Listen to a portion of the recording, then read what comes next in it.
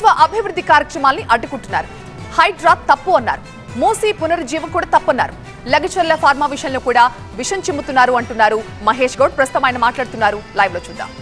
వికేంద్రీకరణ చేస్తా ఉంది.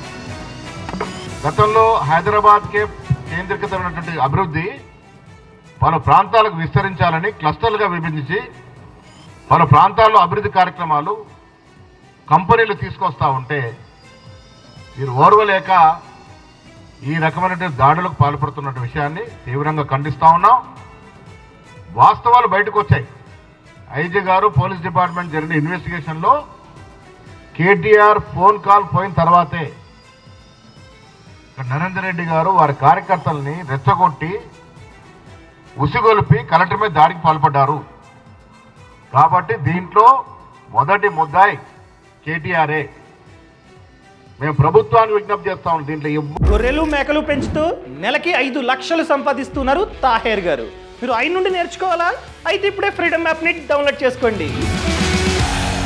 కూడా వదలడానికి వీల్లేదు. ప్రభుత్వ కార్యక్రమాల్ని సంక్షేమ కార్యక్రమాలు అడ్డుకున్నాడు ఎవరైనా నేరస్తుడే. కేటీఆర్ దీంట్లో భాగం ఉంది కాబట్టి ప్రభుత్వం దీని మీద నిష్పక్షపాతంగా స్పష్టంగా ఇన్వెస్టిగేషన్ చేసి చర్యలు తీసుకోవాల్సిందే. అభివృద్ధి విషయంలో కాంగ్రెస్ ప్రభుత్వం కాంప్రమైజ్ లేదు. సంక్షేమ ఫలాల పంపిణీ విషయంలో కాంప్రమైజ్ లేదు. ఇలాంటి శక్తులు నాయకులు ఎవరొడ్డొచ్చినా ఈ రాష్ట్రంలో జరుగుతున్న అభివృద్ధి ఆగదు, సంక్షేమం ఆగదు. వడ్డు వస్తే చర్యలు కూడా తప్పవు. ప్రజలు కూడా అర్థం చేసుకోవాలి. నేను ప్రజలకు విజ్ఞప్తి చేస్తా ఉన్నాను. అక్కడ జరిగిన దాడి సంఘటనలో ఆ ప్రాంతవాసులు గారు అక్కడ వాళ్ళకు భూములు లేవు, వారికి నొప్పేంటి బాధేంటి? రైతులు గారు ఎందుకు దాడికి పడవలసిన అవసరం వచ్చింది? ఇప్పుడు నా భూమి పోతుంది అంటే నేను బాధపడేనా, కోపానికి గురైతే గురి కావచ్చు. నాకు భూమి లేదు, నేను రైతును కాదు, అక్కడ నాకు సంబంధం లేదు. సో అలాంటి వ్యక్తులు దాడి చేశారంటే కుట్ర, ఉద్దేశపూర్వకంగా ఈ ప్రభుత్వాన్ని డిస్టర్బ్ చేయాలనే తంత్రంలో మార్గంగానే జరిగింది. తప్పకుండా ప్రభుత్వం దీని మీద తగు చర్యలు తీసుకోవాల్సిందిగా విజ్ఞప్తి చేస్తా ఉన్నాం.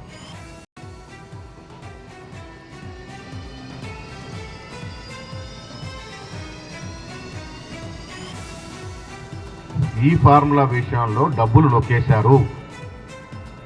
కేటీఆర్ ఈ ఫార్ములా విషయంలో డబ్బులు లావాదేవీలు జరిగినట్టుగా, ఇది డబ్బులు చేతులు మారినట్టుగా స్పష్టమైన ఆధారాలు ఉన్నాయి. అంటే రాష్ట్ర ప్రభుత్వం యొక్క సొమ్ముని ఒక పద్ధతి పాటు లేకుండా ఇబ్బడి ముబ్బడిగా కాజేస్తే ఇంకా ఊరుకోవాలా? ప్రజలు మమ్మల్ని ఎందుకు అధికారులు తీసుకొచ్చారు? వీళ్ళ దోపిడీని అరికట్టాలని కదా, వీరు దోచుకున్న సొమ్మును తిరిగి రాబట్టాలని కదా.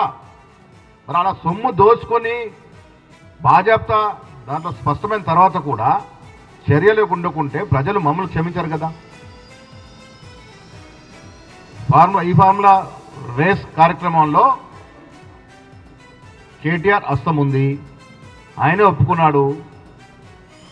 ప్రొసీజర్ ప్రకారం జరగలేదు, డబ్బులు డ్రా అయినాయి. ఇది ప్రభుత్వ సొమ్ము. ఎవరు జాగిరని మీరు డబ్బులు డ్రా చేశారు, ఎవరు జాగిరని మీరు డబ్బులు ఇచ్చినారు ఒక ప్రైవేట్ కంపెనీకి. ప్రభుత్వ సొమ్ము కాజేసిన దాంట్లో కేటీఆర్ ఇరికిపోయినారు కాబట్టి చర్యలు ఉండాలని ప్రజలు కోరుకుంటా ఉన్నారు.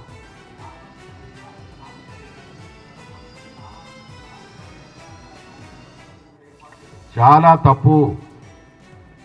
తెలంగాణ ఉద్యమం ఎందుకు వచ్చింది? అభివృద్ధి అంతా కూడా కేంద్రీకృతమై హైదరాబాద్లో జరిగింది కాబట్టి తెలంగాణ ఉద్యమం వచ్చింది.